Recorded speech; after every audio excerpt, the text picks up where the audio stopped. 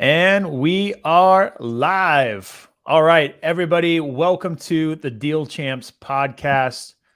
Our mission here at the Deal Champs podcast is to empower and inspire listeners by highlighting real life deals from people across the nation and bringing on awesome guests. Um, we're interviewing people that are top entrepreneurs, experts in the field, and we aim to provide valuable insight and actionable tips to help our audience achieve their own business and financial goals. Today, we've got a very special guest with us, special co-host with us today. Stratton's not with us. I'll be helping to moderate things today. So I am Dean Rogers, been in real estate for almost a decade now. I got a rental portfolio of almost 10 million, done over 500 real estate transaction deals, and have a coaching program helping students to do their first deal and how to scale their business. So love connecting with people. You guys can go to deanrogers.com if you want to connect with me, see where all the social platforms all are. And I'm excited to get into today's episode. Jason, you're up next, buddy. Hey, thank you guys for joining in. This is your co-host, Jason Pritchard. I started investing full-time in real estate in 2014. Before that, I was stuck in a cubicle in corporate America for about 15 years, dreaming about doing the stuff that I'm doing today. So we flipped hundreds of houses. We own just over 100 rental units. And my mission and our mission on this show is to try to transfer the skills and the things that we've learned over the last 8 to 10 years of our journey in this business to as many of you guys as possible. We want to provide as much value as possible as we can.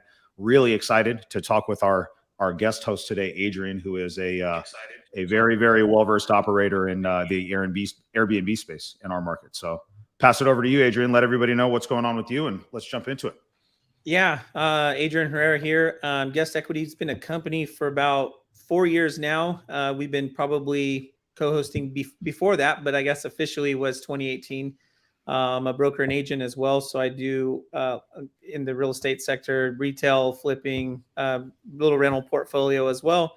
But yeah, that's me.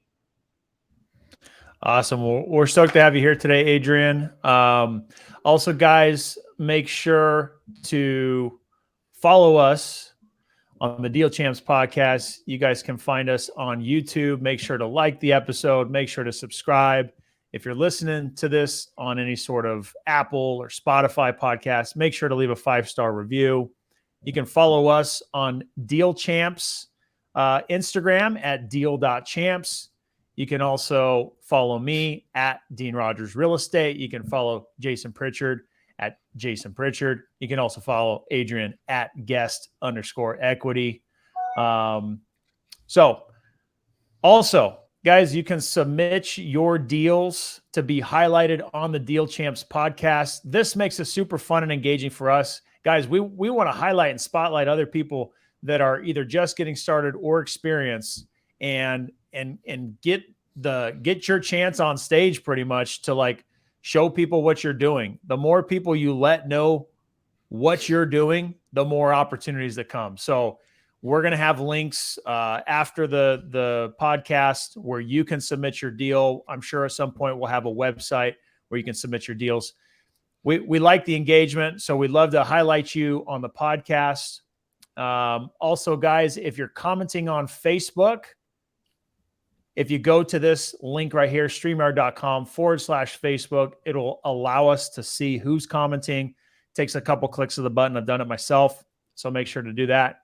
Without further ado, today's topic is the Airbnb market collapsing. So hopefully that was some clickbait to get some people watching. And hopefully today's episode is helpful for you guys to understand what's going on. What's the market doing? What's working? What's not? So I'm excited to dive into this. I have a little bit of experience, probably the least on this podcast right now with Airbnb. I know, Jason, you have Airbnbs.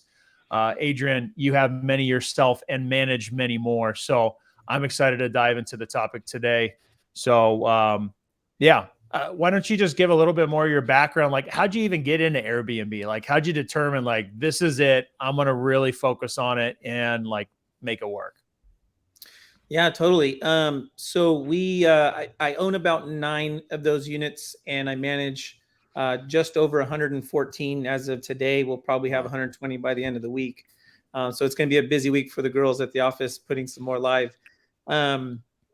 We just did just under 4 million in reservations with all of those ending out 2022. And we should be forecasting over 4 million this year in gross reservations. But to speak on that, Dean, yeah. So it was probably 6-7 years ago when I first got into real estate. I've always wanted a vacation home myself. And, coming from not a whole lot to working really hard and seeing the fruits of making some good income and wanting to invest, Shaver Lake is a place that I wanted my family to be able to spend winter. But I thought to myself, hey, I don't know if I can really afford a cabin that just sits there. And we ended up buying one that was already kind of a half turnkey deal.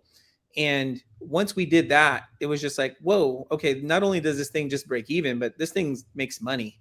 And then we were like, well, and at that point we had another long-term rental in town and the renters had trashed it. And so we were like, well, if it works in Shaver, I don't know, let's just try it here. This was without even doing any research, on it. It was just more of a gut that we went with, and it worked out. And that house that we still own today has a lot of corporate contracts, so it's great. But that ended up turning our wheels into, how can we get more spaces?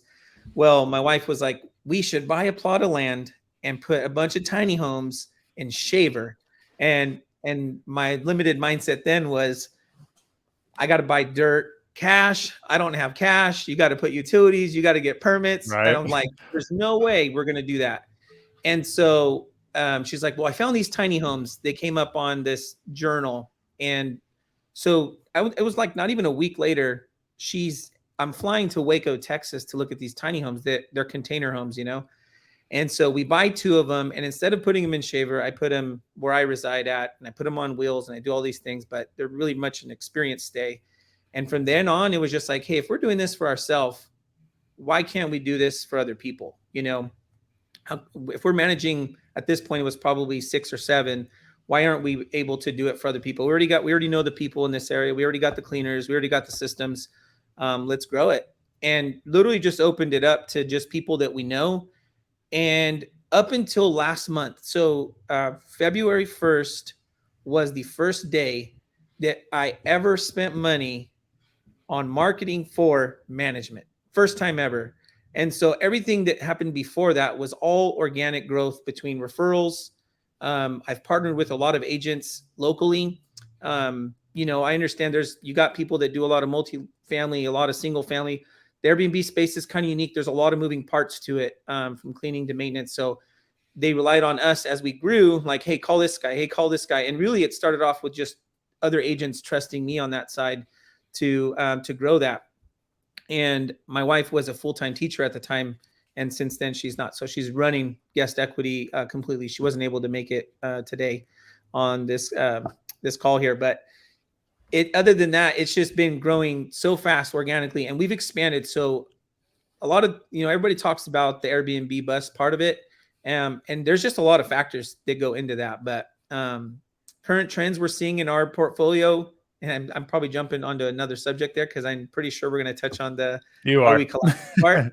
But, we deal with a lot in resort areas. So whether it's the coast or Bass Lake, Shaver Lake, but we also have a lot of local stuff. And really it's the local stuff that's really seeing the slowdown. So. Yeah. So I was going to touch on that is, what I think you said there, when I think of Airbnb, is that vacation home, like that getaway, that destination place. And I think what's cool about Airbnb is it's created an opportunity, at least more accessible to the masses, where you can own a destination spot, a vacation rental, and make the numbers work, affordable, make it so that you can make that a reality easier, because basically the same concept of owning rental properties, someone else is paying for it, right? That's what intrigues me about it, is like, dude, I can go own a property in an area that I really like, that I want to go spend time and visit in, and make it work out because someone else is paying for it. Like I don't have to have the additional income to make that happen. So is that why you got into it? I know you talked about the whole shaver spot, but like, have you continued to grow it because of that? Or has it become more the business side of like, I mean, I could do really any house and make Airbnb work? Yeah. So one thing that we've always said is we won't buy anything as a short-term rental that won't pencil as a long-term rental. That's just period. Nugget number one right there, guys. That's a nugget right there, guys. Yeah. So for us, yes, we wanted the idea of going to a place with our family and letting someone else foot the bill. And when we weren't using it, just making the money. The goal really there at that point was just make the stroke. And it was doing that in some without really trying hard. But yes, we've expanded to other areas that and places that we like to visit. So we have a place over in Cambria at the coast where, you know, we love to visit. We have that in a partnership with a friend of ours. And yeah, it's who wouldn't want a place that they like to go vacation that just sits there when they want to use it. They just block out some days, go use it, and then come back. And it's like you don't really feel the financial dent that it might have, you know, holding a property like that. Let's talk about some of those downward trends, Adrian, that you were talking about. I think you were gracious enough to help me out because I have properties that are in more, I would call them suburban markets, not really these travel destinations, right? And we have some properties that are performing well, other ones that are doing okay, other ones that are not doing great, right? And why do you think you are seeing some of this downward trend in these suburban markets where they aren't really like travel destinations where you're going to get all of this demand and that type of thing? Why? What are some of the dynamics that you're seeing around that? Yeah, totally. So the last few years, we've seen the inventory alone just increase in those suburban areas. I'll use Visalia as an example. You know, 2 years ago, there was probably 200 and today there's over 400. I mean, that's pretty fast growth. And yep, that's huge. Not every property today will pencil as a short term because of, especially if you're leveraging, you know, interest rates and stuff. But going back to that, you mentioned why we're seeing a slowdown. Everybody's competing for those 400 now are competing for essentially almost the same amount of demand. So your rates are dropping. So now it's just, I don't even know how to explain it without even really thinking about it on the spot. But yeah, you got a lot of these guys are just getting constricted. You know, they're fighting for the best rate. They're fighting for is it creating like a race to the bottom? Like are people like having to just try to undercut prices? Is that kind of where it's at right now, the environment, or what? So a lot of those places are, but if you look at it, there's an upside to them doing that. And that's adding amenities, right? So instead of saying, well, my property isn't doing very well, and it's probably not because you're only offering a place to sleep.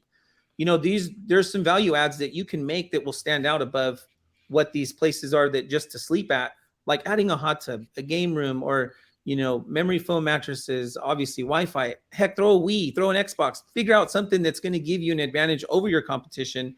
And you can charge a little bit more and they will gladly pay it. So I think a lot of guys who just aren't well versed into that space, they're just like, well, I used to have 80% occupancy. Well, that's not going to happen, but you can still have 60% occupancy and still get the 80% income, you know, and there's just a right way to do that. Yeah, it's interesting. It's interesting to see how it still comes down to simple economics, right?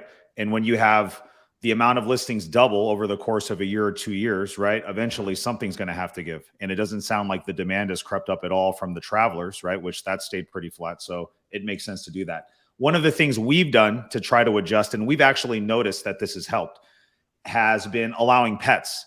And when we go in and when we do our remodels, we're very like cognizant about going in, no carpet, none of these things that can kind of stand up to the test of time, right? And so we haven't really had any issues since we started allowing pets maybe 9 months ago, and we saw our listings increase from that. How do you feel about allowing guests with pets?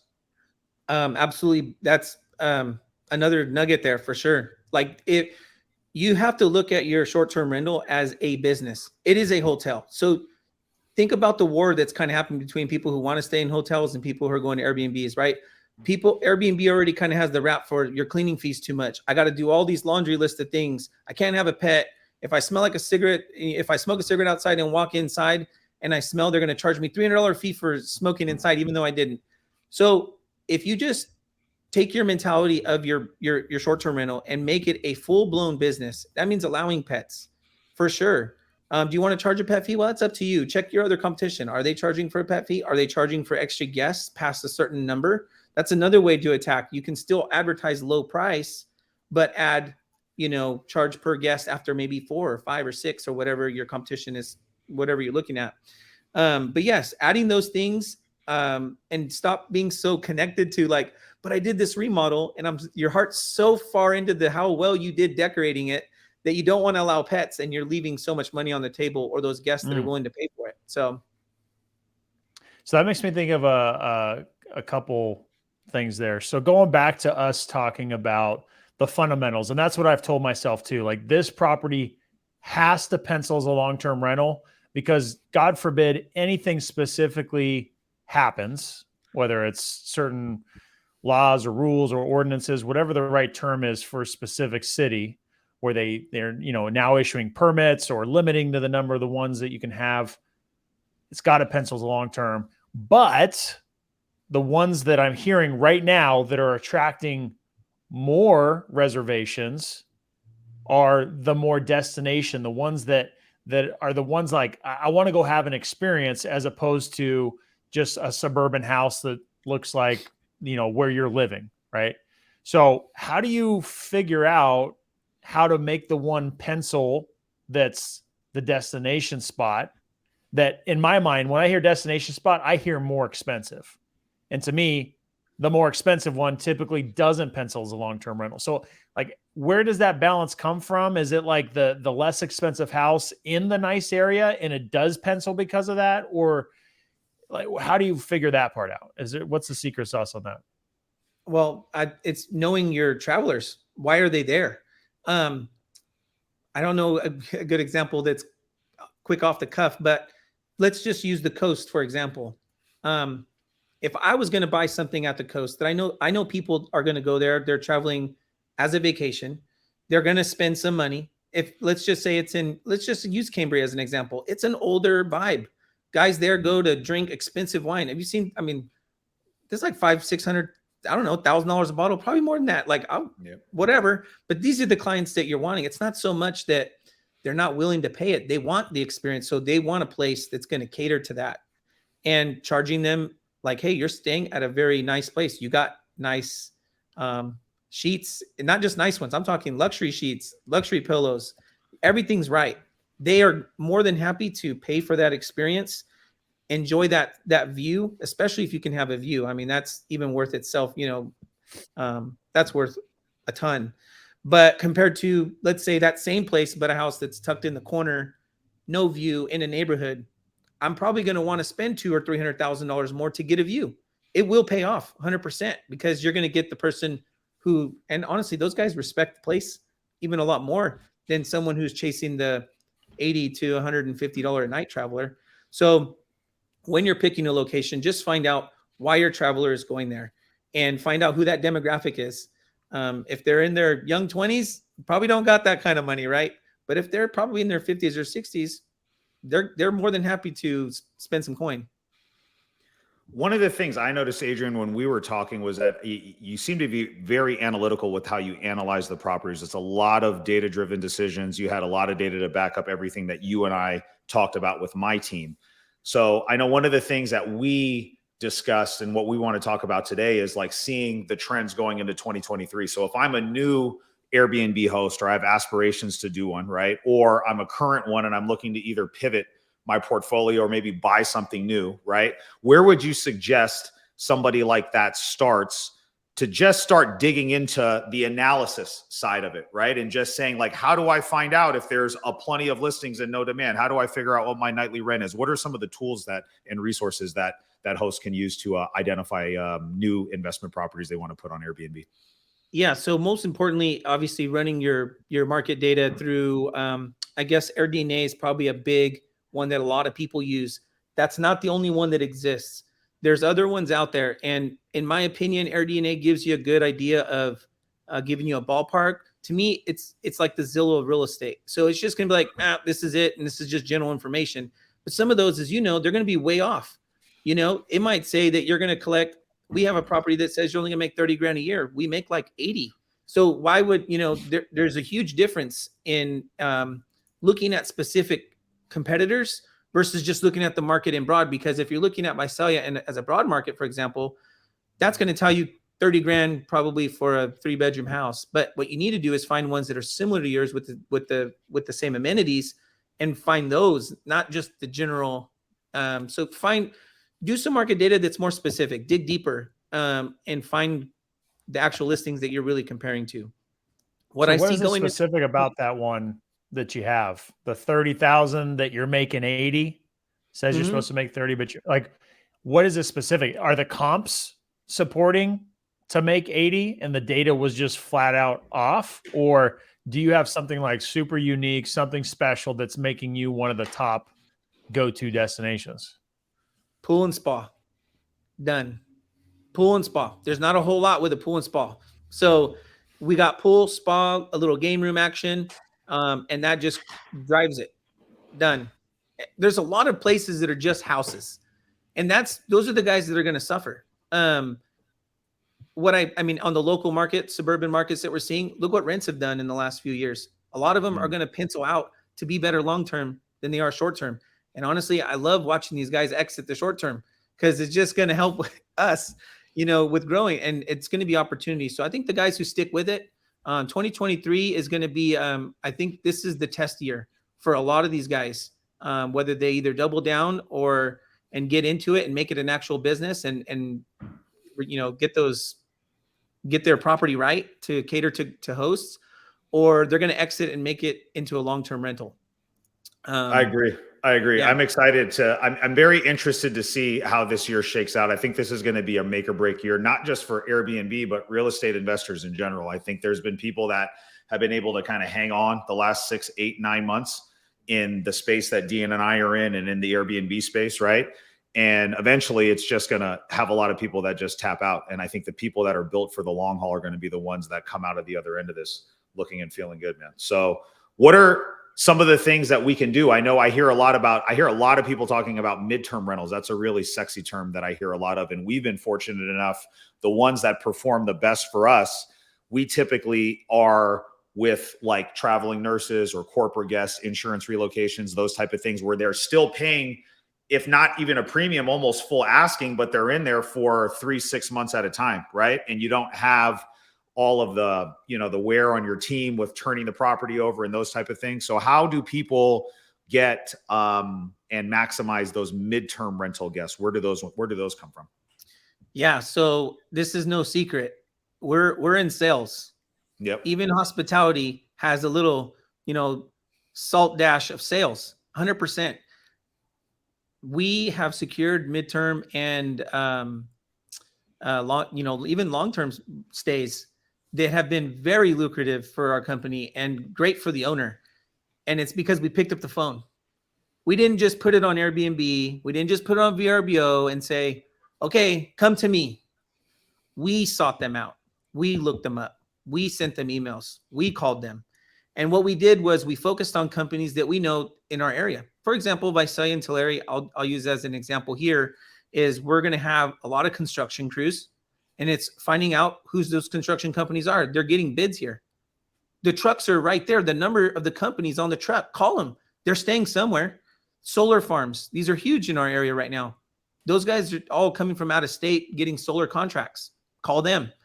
Call the, you actually can even go down to your city, wherever you're from, and ask them, hey, what bids are out for there, and find out, okay, this project came up it's a $2 million bid or whatever. It's a 6-month project. They're going to need somewhere to stay. These are just little things. You can put someone in the background just looking for this stuff. So don't just think that by having midterm, you can just set it and forget it. It goes a long way to make a sales call. And really, you're not even offering a sales call. You're offering them a solution. They're going to pay who knows how many guests, how many employees they have, 7, let's say, for a hotel room. That's $700 probably a day. $100 a day for 6 months. And yeah, they probably budgeted it for their bid, but why not even take 500 of that a day and say, let me handle this problem for you. So it just takes picking up the phone and honestly seeing those opportunities and making sure that, and calling. Yeah. And it's a value add for the guys too, dude. Like we've had a number of construction crews and solar crews. I have found, and the feedback we've gotten has been, they like to have a kitchen. They like to be able to sit in the living room and watch TV after a long day of work. They don't want to be crammed in a hotel room with just a bed and that's it. So we've been fortunate that picking up the phone was good. And I thought that was great because we just are very responsive with our messages. When somebody comes in, we respond right away and we just try to get them their questions answered, which I think puts you ahead of 95% of the other people that are in the game. But I love the idea of actively going out and calling on these things and thinking and being proactive and thinking out of the box. I think that's a huge nugget right there. It's also asking questions. So most of the time, what ends up happening on Airbnb or VRBO, someone's going to inquire about your property and they're going to send a message. Well, the first message we ask is like, well, first of all, we thank them. Thank you for looking us up and booking with us. But what brings you to the area? Just that question alone, what brings you to the area? That's going to open up a whole dialogue of, okay, is this opportunity to look for more, or is this strictly a 2-night vacation, right? So just what brings you in, and they're usually, and the golden, I love this one is, we're here for work. Bam. That's a call, so the girls will call, hey, I hear you're here for work. What all, and guess, I don't know how far this is going to go, but whatever. Keep going, bro. Yeah. So the Airbnb part, like if they inquire there, we'll give them their booking. Yeah. But we have a direct booking website that's going to save them on fees. It'll actually make us more profitable. We have the similar insurance that they carry. So our goal really is to even pull away from trying to use Airbnb and VRBO for everything. There's no reason why we should do that. So our owners make more money when we get a direct booking. And it's a win-win all the way around. And I love that you brought that up because I think that's a question that a lot of people have, right? Because I think that there's this inherent sense of like security that you get by keeping everything on the platform, right? At least that's been the biggest pushback that I've seen when people say like, hey, do we want to book off? And, direct booking. And I hear a lot of people talking about it in this space. What are the pros and cons of doing direct booking versus keeping it on the platform that the guest initially replied on? So profitability is better on direct booking. Yeah. What we tend to see on the negative impact of not using the platforms is you're going to probably lose rankings because now it looks like you're blocking dates, and those OTAs don't really like you doing that. The more days you see blocked, they think you're just not renting it out. So why are they going to cater to you?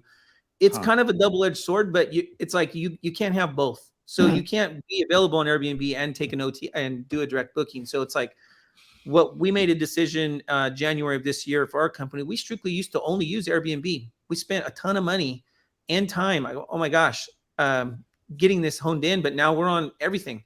I am loyal to no OTA except my direct booking. And there's a reason why companies like Google exist. And that's because the data is where the money's at. And the only way I'm going to get that data is through direct booking. I'm going to capture their email. I'm going to put them on drip campaigns the same way. You want to stay somewhere? Come on over. Here's a discount code. Drop this in.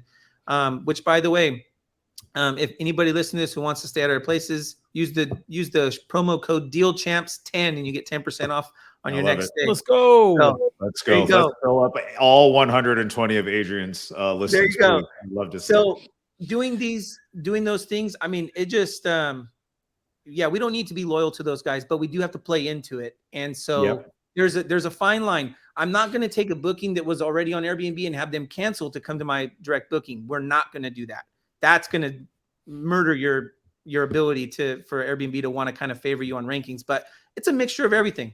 So is there a more inherent risk going outside of the platform, or I know typically with our commercial policy, we carry a rider for short-term rentals, right? So anything that we have that's a short-term rental above and beyond just the normal insurance, there's this short-term rider, right? So is that enough to keep you and get you all the coverage that you're getting with Airbnb, or is there something else maybe that you're leaving off the table?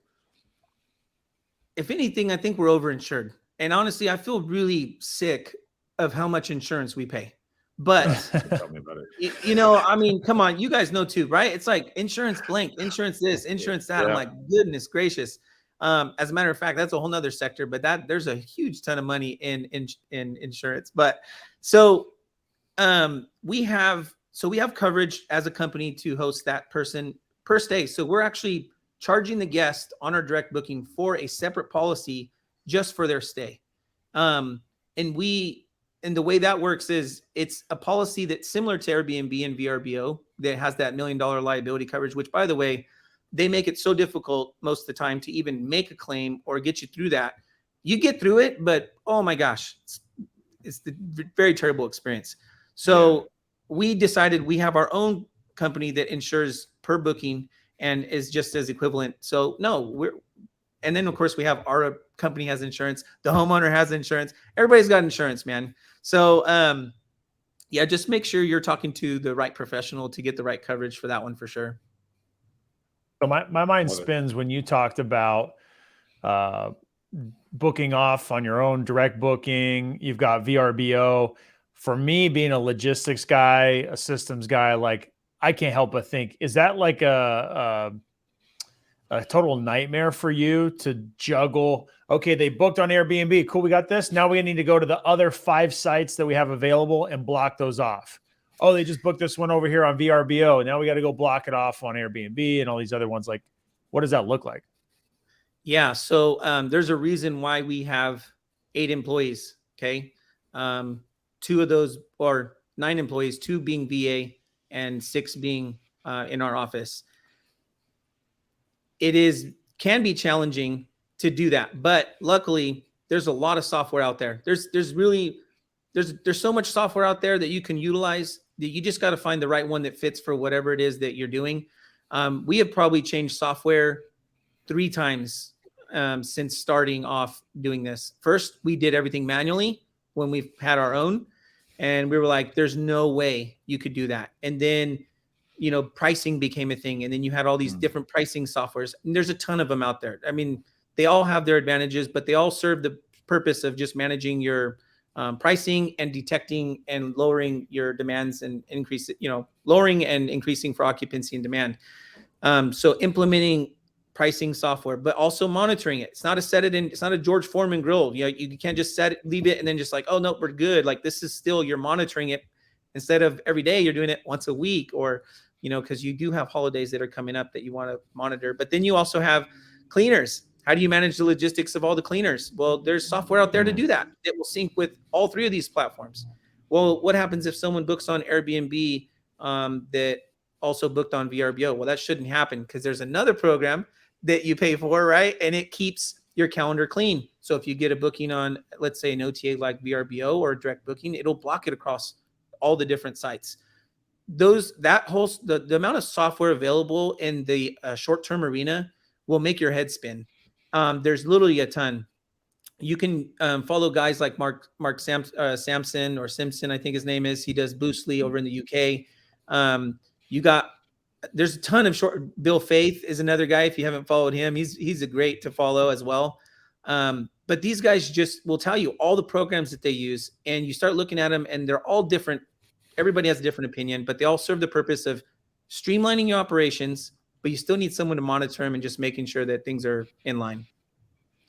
Adrian, I got one more question for you, and I want to encourage everybody that's viewing right now to drop any questions or comments for Adrian in the comments. Adrian is a absolute expert in our market here, and so he's a great resource for you guys if you're thinking about doing short-term rentals. So feel free to drop a comment in there. My last question, Adrian, is something that I think has always been kind of trendy, especially because it allowed people to get into Airbnb without necessarily having to go out, acquire the property, spend all the money that you needed to do that. And that's Airbnb arbitrage, right? So I'm curious to hear what your thoughts are on that. Do you currently manage any arbitrage properties? Do you do any of those on your own? Do you think it's a good idea, bad idea? What's your take on Airbnb arbitrage? Yeah. So no, we don't manage any that are arbitrage. We don't have any that are arbitrage ourselves. Although it can be lucrative, I think if you are trying to get somewhere really fast and you're just looking at cash flow immediately and you're working with a limited amount of probably liquidity, that might be a good route to go. I don't know if I don't want to probably focus too much on the negative part, other than it doesn't serve that model doesn't serve the purpose for my business, only because I'd rather purchase the asset, depreciate the asset. That tax strategy is more advantageous for us.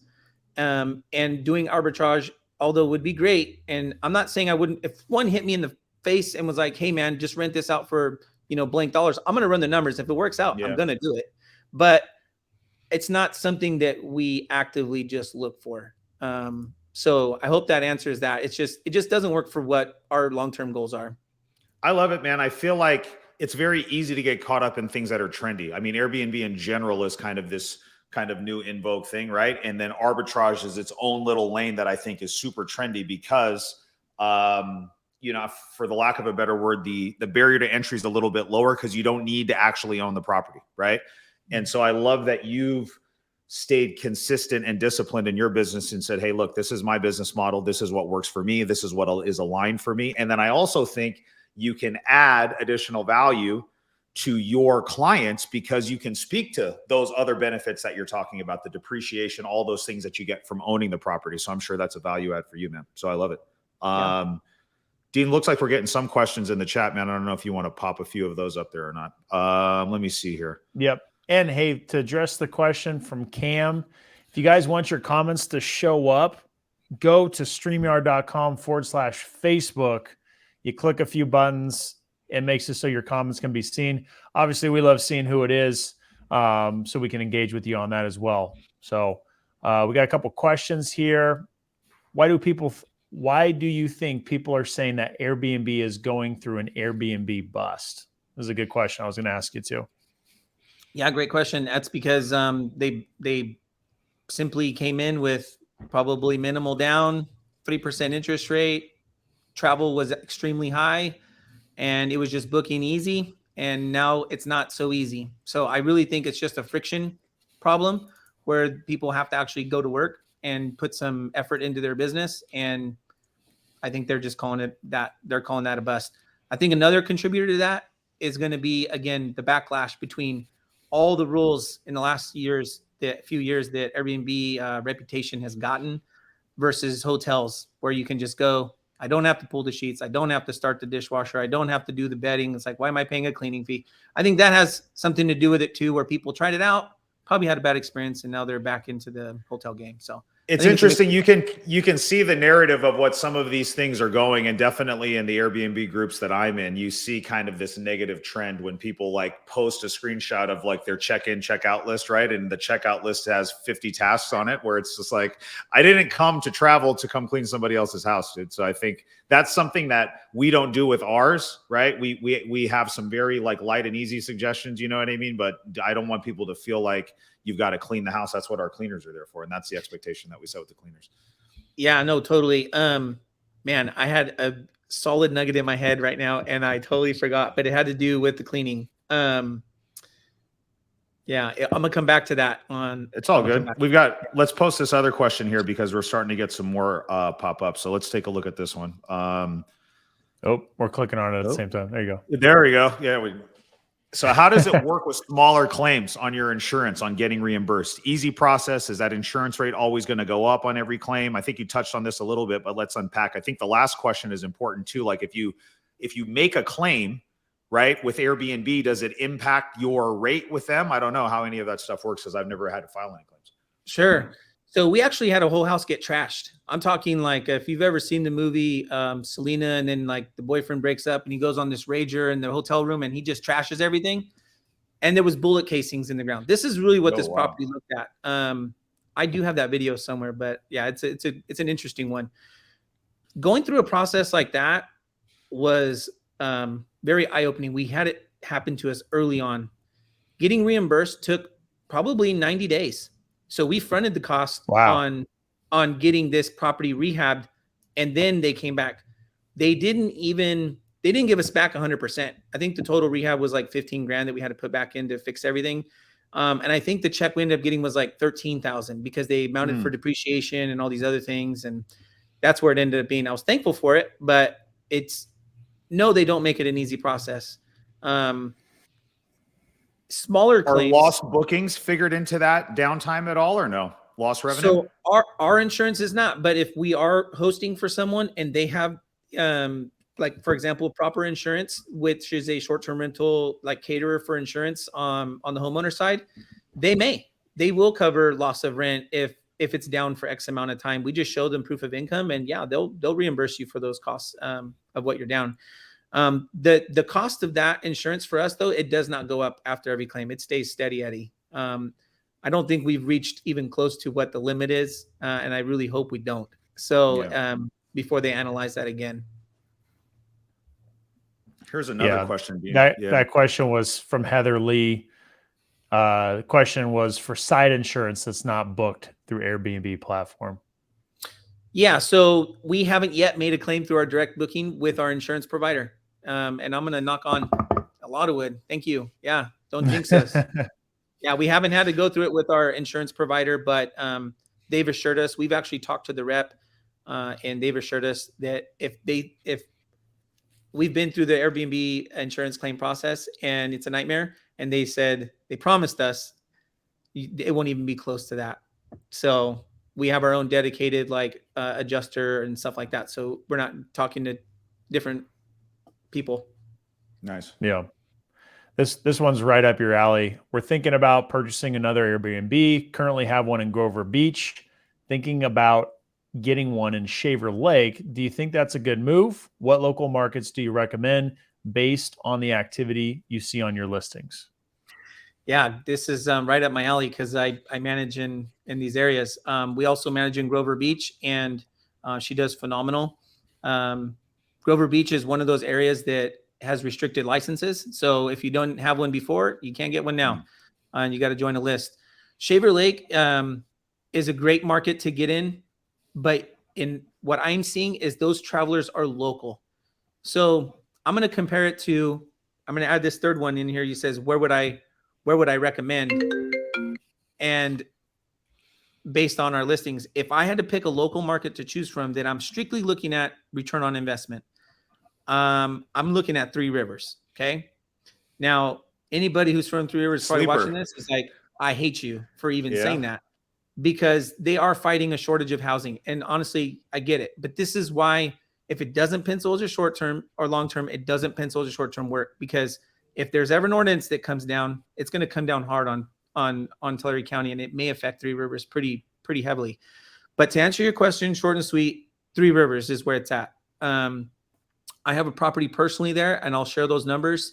I'm all in on that place, $440,000. Last year, I only operated 10 months, and I produced $120,000 on that place. So it's very amenity driven. So I got pool and spa, but I've advised other clients who have bought up there, and they're doing really well because the Shaver Lake market, like I mentioned, is very local. So you're going to have people from Fresno, Tulare, Kings County. They're going to go visit Shaver Lake. Someone coming from Europe or I don't know, wherever, Australia, they're not going to Shaver Lake.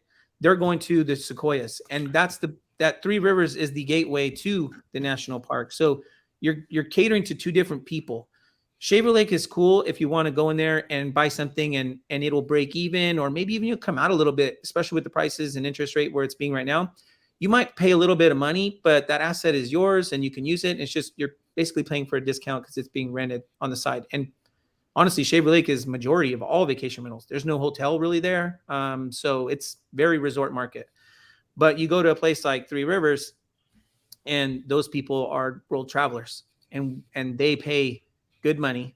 They, for the most part, we've never had really a big problem with them trashing the place, and the income's great. They love the river, and they're just hike all day in the parks, and they come back and they want to enjoy a good meal. So yeah, Three Rivers is the place to be. I'm actually working on a deal right now to try to buy a boutique hotel up there right now. So I'm hopefully we'll have it, hopefully have that answered back mid-March. So I'll keep you all posted. That's cool. Is there like any other potential up and coming city to piggyback on that question? Three Rivers, it's the main gateway in. Is there like back roads? Is there a back way that's just super underdeveloped and hasn't come through yet and might be a bright star in the future, or is it pretty much one way? No, I think for our local area, for it being here, like that's a good spot. But let's compare it to like Joshua Tree. Okay, so Joshua Tree, everybody talks about Joshua Tree. The market there is absolutely crazy.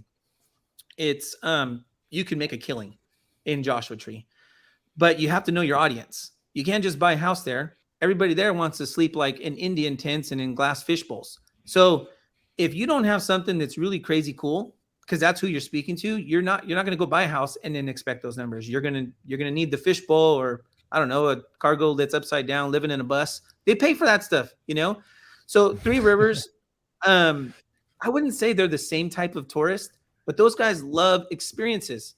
So we have purchased a dome home, which is just a tent.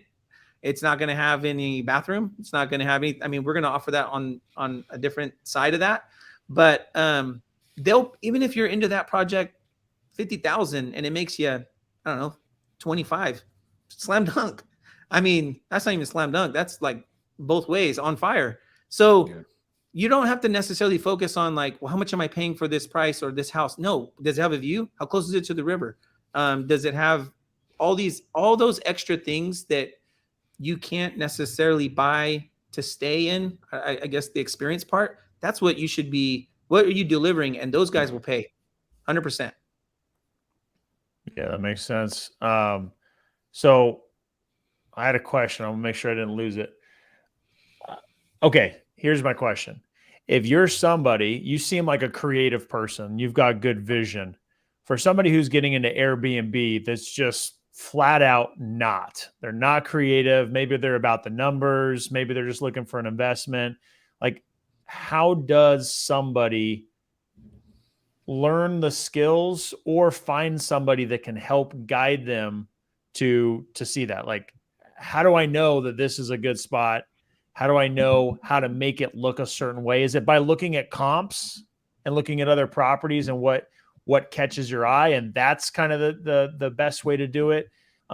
Is it, you got to get in a group, you got to get a mentor? Like, what is the best way for somebody who just doesn't have that creative bug, doesn't have the vision, to really make sure they do it right?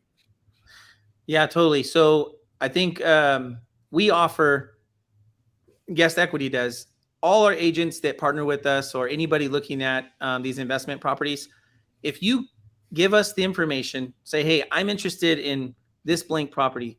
Even if you're an agent listening to this, we charge $50. You don't even have to do the comps. I will give you a nice report. It's going to give you average length of stay. How far out are people booking? What's the average cleaning fee? What all are you looking into? What are all the moving pieces of that market that you're looking into, so that you can be extremely informed before you buy it. So for $50, you just give us that information. We'll kick you out. And I'm not talking you're going to pay $50 and we're going to give you an AirDNA report. No. We're going to give you comps. We're going to run actual data based on exactly what your property is going to offer. And then you can make your decision from there. So if that helps, we're happy to help. It's a steal. Shit out of zero to that number, I think. Yeah. Soon, That's pretty crazy, dude. Yeah. That's wild. Yeah, absolute steal. And honestly, there's probably a lot more money to make on that. But you know what? If we can inform you to make a good decision, what we want to do is be a trusted brand. Guest Equity wants to be trusted. I mean, should we be? I'm not going to chase profits over a relationship or building trust with people. It's just not going to happen, and it never will happen. So for $50, we're going to help you at least save your headache of not performing. On top of that, what if they get all this, they don't do the reporting, and then they expect it to make $100,000, and then it's like, now we're managing it. It's like, hey man, you shouldn't have bought this anyways. This is the report. I want to set your expectations of what is your financial goal. Because if you come in here and tell me my financial goal is to make my payment plus $2,000 a month, well, if the data backs it up, then I can confidently say, yeah, you're right, we'll be just fine. Or I'm like, this ain't the one, dude. And buying them right is always the best thing, right? So if you're out there paying full retail for everything and expect it to just work as an Airbnb, you still got to buy them right. So I think we touched on a lot of the major different points to my next question, but to kind of like wrap up the topic of, is the Airbnb market collapsing? How do we make sure we have a successful business in 2023? I think we touched on a lot of really good points. I think the reality is that Airbnb bookings in general, as a whole, globally, because it is that big, bookings are down, right? And I think a large part of that is because the market we saw in the past 2 years, people were really trying to just get anywhere, and Airbnb was the hot thing to do, and we've seen a huge supply increase in the market. So for somebody who's listening to this and listen to all the advice you've given so far, how does somebody make sure that they put themselves in the best position, looking at 2023, everything that's behind us and everything that we think might be in front of us? How does somebody prepare themselves to have a good outcome with their Airbnb? All right, I think there's two things. One is, again, making sure your property it's a business. So offering the amenities, coffee bars, pet friendly, all these things, going the extra mile. Okay. This is what's going to make sure that yours stands out above the rest. But two, this is something you can do as well. Run your numbers and analyze your property based on 2019 income and trends. Okay. Not 2020, not 2021, not 2022. Look at what 2019 was doing. So when you're looking at your reporting and you're looking at all these things, look at 2019. We are expected to see a little bit of a fall off from 2019 numbers. So, which I think they had predicted about 1%. This was AirDNA, or I forgot, one of these guys that had kind of predicted it was just going to be a little bit of a fall off. But look at 2019. And if it can pencil at a 2019 income level and you're buying it today, probably be all right. Rock solid advice. Literally chock full of nuggets today on this one. Yeah. Guys, if you want to do Airbnb stuff. Good Lord. Yeah. I love it. Resort markets will always survive too, guys. I mean, you don't have to, a lot of guys getting into suburban. I mean, if anything, those are the highest risk. But if you can go into a resort market, yes, you'll pay a little bit more, but it's constant travel. So, so that's interesting. That would almost go against what I would think. I mean, because I'm more of the long-term rental guy. Someone needs housing, but maybe that is the flipped perspective when you look at Airbnb. It is practically solely travel. It is not somebody who's usually looking to stay long periods of time. Now, you will have the exceptions, probably a smaller percentage of people that are looking for month or several months or half a year stays because of work, right? Typically work, or some personal family things that are going on that they need help out with. But otherwise, you got to flip that perspective. I need somebody, a destination, an experience of where people are wanting to travel. I think it's good for I'm almost saying this out loud just to hear it myself. You know what I mean? Like, who's the person who's kind of getting started? What's the thing I need to be looking for? It's that traveler's destination. So I like that perspective. And don't get me wrong, you will find a little nugget in the suburban market. When we first did Tulare, we didn't think anybody was going to come here. The reports we didn't look at them then because we just didn't know they existed. But we kind of just took a guess. But now here we are. We have a corporate contract. Well, and this was their last year. They'll be renewing next year. But just that one contract for 92 days pays us just under 30 grand. I'm already, the rest of the year is just. It's gravy for you, man. Yeah. I love it. So you can have in a suburban market but again, I got on the phone for that deal. I picked up, I just did this. So just like we would if we're looking for a flip or trying to find something out, we're just getting on the phone and just trying to have conversations. That was my biggest takeaway, because I still feel like, for me, minus buying the house and shaver, or buying a place where I want to actually own a property and then putting it on Airbnb to help offset some of our expenses, I still feel like we have so many opportunities, guys like Dean and I, we have so many opportunities that come across our plate that are going to be in that suburban market. So I think the thing that we can do to insulate ourselves is going to be doing those midterm rentals and really being active as far as pursuing them, not just waiting for them to fall in your lap. And that's something that we've been doing. When they come to us, we do a good job of taking advantage of them, but we're not actively pursuing them. So I think that'll be something that my team and I take away from this, is figuring out how do we actively pursue those, because that's what's going to insulate us. And those are the ones that are carrying us right now. Just tell your VA, all you got to do is say, what brings you here? That's right. I love it. I love that one. What brings you here? That was it. That was a good one. So simple, but powerful. The 2023 and looking ahead, do you say pass on suburban? Like it's just it most likely isn't going to work out with those exceptions. If I'm buying it right, I'm going to take the gamble on short term. If I'm not buying it right, then I'm going to go long term. Period. It's just I think that question can be a little loaded because it all depends on my entry price and what I'm going to expect on that return. So do you need to buy deeper for short term? You need to buy deeper for short term. Yeah, because it's higher risk. So especially plus you have the costs of like your make ready costs too, right? Like, I mean, you can't just like for us, we'll pencil a deal out just by getting it rent ready. But then with short term, you've got what, 15, 20K minimum to get it furnished, depending on bedrooms and bathrooms. And if you're putting TVs in every room plus amenities, right? All that stuff. So I really do feel like it's interesting, Dean, because I know we get this a lot. People will pitch us wholesale deals and they're like, well, it's a great rental, but the margin is usually a little bit more compressed. And I have to tell them, dude, when I buy a rental, dude, I buy it cheaper, bro. You know what I mean? I don't spend more for my rentals. I typically have to get those at deeper discounts. And so I think that rings true of the short-term rentals. It's even deeper than that because you've got to account for 15, 20K of make ready costs plus all the additional ancillary risks that you have there. So yeah, great stuff, dude. It doesn't have to be that crazy of a discount if it has an experience factor to it. Just take that, if it's got some kind of experience, okay, I got to pay a little bit more because that will sell itself. Love it. That's awesome. Well, dude, Adrian, thank you so much for being our guest today. I think this is a hot topic. There was nugget after nugget. We want to thank everybody that watched it live. Thanks for watching the Deal Champs podcast. Anybody that's watching the replay, make sure to drop some comments, keep some engagement, make sure to connect with us on social media.